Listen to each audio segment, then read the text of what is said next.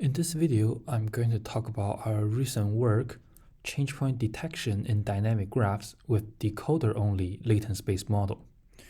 My name is Yiklun K, and this is the joint work with Jialiang Li, Hangjian Li, Yanzhen Chen, and Oscar Hernan Madrid Padilla. So graphs are often used to describe relational phenomenon, and relational phenomenon also progress in time. Without taking the structural change across dynamic network into account, learning from a time series may lead to ambiguity. So it is practical for researchers to first localize the change point, and then analyze the network within intervals where no substantial changes dilutes the network effect of interest. So in this work, we study the unsupervised change point detection problem in dynamic graphs. Recent work have proposed to detect the structural change based on user-specified network statistics. But the network statistics that are useful for the detection are often not known to the modeler in advance. Many latent space models also focus on node-level representation for dynamic graphs. So in this work, we want to learn the graph-level representation from data to determine the structural changes, and with a decoder-only architecture. So for a node set 1 to n, let's denote yt in 0, 1, n by n matrix as a network at a time point t. So the dyad ytij in 0, 1 indicates the absence or presence of an edge between node I and j at time t. So in our work, the observed data is a time sequence of network from y1 to y capital T. So for a network yt, we assume that there's a latent variable zt in Rd such that the network can be generated from the following graph decoder. So we write it as yt following a conditional distribution p of yt given zt. Also, when conditional on the latent variable zt, we consider the distribution for the network yt is dyadic independent. We also impose a learnable prior distribution to the latent variable zt. So we write it as zt following a marginal distribution p of zt. And we let this marginal distribution be a normal distribution with mean vector mu t and identity covariance matrix. Specifically, we let the graph decoder be a dyadic independent Bernoulli distribution. And the distribution is formulated with a Bernoulli parameter that is defined as the following. So the function h is parameterized by a neural network followed by a function g, which is the element-wise sigmoid function. And more specifically, for the neural network H, we use multi-layer perceptrons transferring the latent variable zt into u and v. So the output of the neural network for a directed network will be uv transpose, and the output of the neural network for an undirected network will be uu transpose. And in this work, we let the latent dimension d and k be smaller than the number of node n, and the parameter of the neural network is denoted by phi. So here we have an overview of the prior distribution and the graph decoder. So at the bottom, we have a sequence of the observed network from y1 to y capital T. And then we assume that each of the network is generated from a latent variable z1 to zt. And it is worth pointing out the simplicity of our framework without the need of encoder. And also with the graph decoder, we call zt as the graph level representation for the network yt. Now we can specify the change points in terms of the prior parameters. So let ck be a collection of ordered change points such that the prior parameter between two consecutive change points are all equals, while the prior parameter before and after a change point are not equal. So we want to recover the change point ck from a sequence of observed network where the number of change point capital K is also unknown.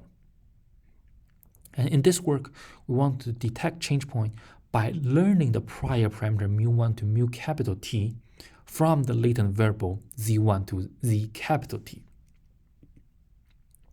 So mathematically, we formulate the change point detection problem as a group fused lasso problem. Denote the log likelihood of the model for the data as L with parameter phi and prior parameter mu. And specifically, we want to solve the following objective function. We want to maximize the likelihood for the data while penalizing the sequential gap between the consecutive prior parameter. And the lambda here is a tuning parameter for the penalty term. So the group fused lasso regularization expressed as the sum of the L2 norms encourage sparsity of the parameter difference while enforcing multiple components in the difference across the coordinate 1 to d to change at the same time t. So the latter is often referred as a grouping effect that cannot be achieved by the L1 norm of the difference. So to solve the optimization problem that involving latent variable, we need to manipulate the objective function accordingly. We first introduce a slack variable nu t, and then we rewrite the objective function as a constraint optimization problem. And let w be the scaled dual variables, and here we have our augmented Lagrangian. In practice, gradient descent type of method may not work well for a group fused lasso penalty, so we need to further manipulate the penalty term here. So we introduce two more variables, gamma and beta, and specifically the gamma is the first slack variable, and the beta is defined as the sequential difference of the consecutive slack variables. And by this construction, the slack variables can also be recollected by the following equation. And then substitute by the change of variable scheme.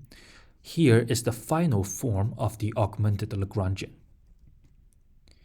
And we can derive an ADMM procedure to solve the original objective functions here.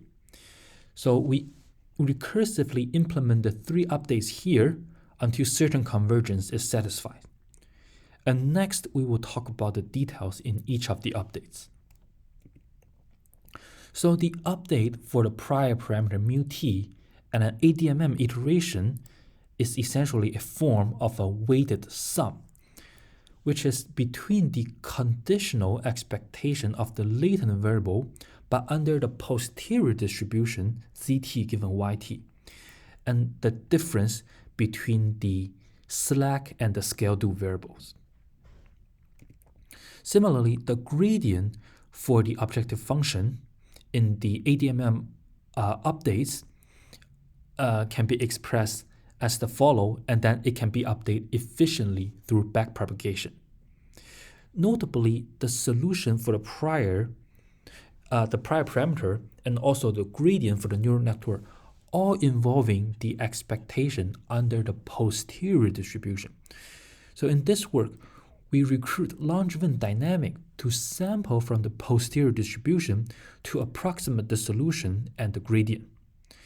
So let subscript L be the time step and S be a small step size. So the sampling procedure from the posterior distribution can be achieved by the following equation. And the intuition is that we are drawing samples by moving in the direction of the variables under the posterior distribution.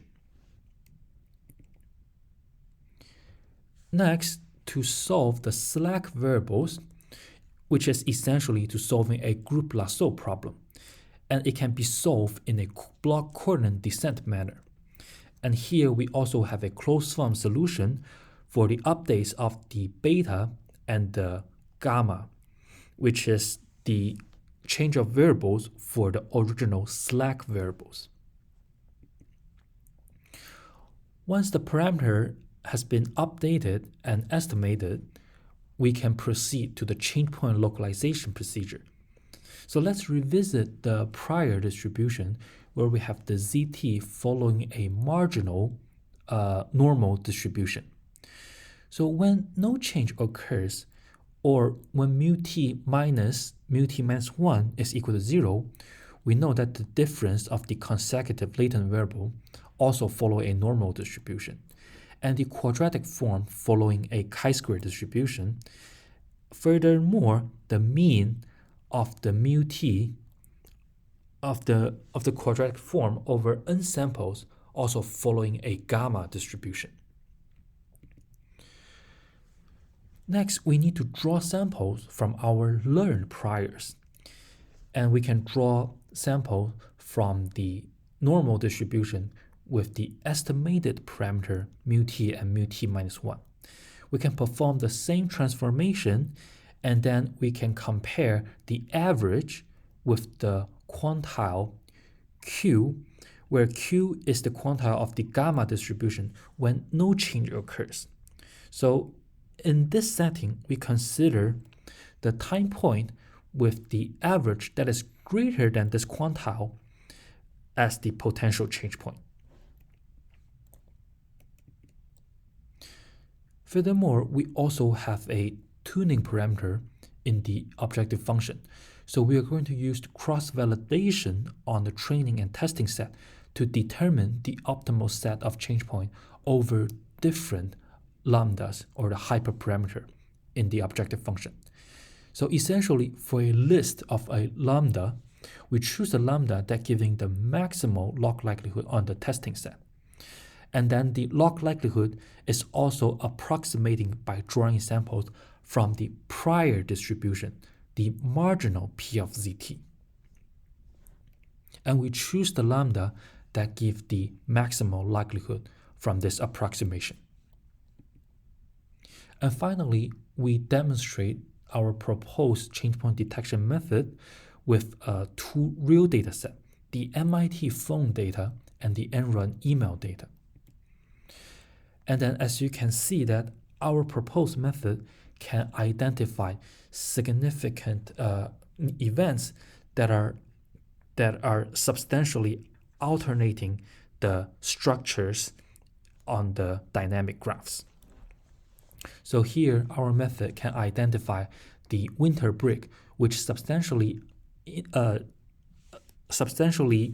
alternating how the students are communicating within the group. We are also able to detect one of the sponsor meeting that 2/3 of the students has participated to meet the project deadlines. And also we have been able to identify some of the national holidays as well as the spring break. Similarly, for the Enron email data, we are also able to identify some of the significant events, such as the internal employee meeting right before the stock prices substantially decrease, and also another significant events related to the company Enron filed for bankruptcy. So in this work, we learned the prior distribution of the graph level representation to facilitate change point detection in dynamic graphs. And our experiments also show good performance of the proposed latent space model in supporting change point detection. As for the future work, we are considering the decoder that can produce not only binary network, but also weighted network. And also, we are considering the decoder that can produce also nodal and dyadic attributes, in addition just the graph structures. And this concludes our work of the change point detection in dynamic graph with decoder-only latent space model. And thank you very much.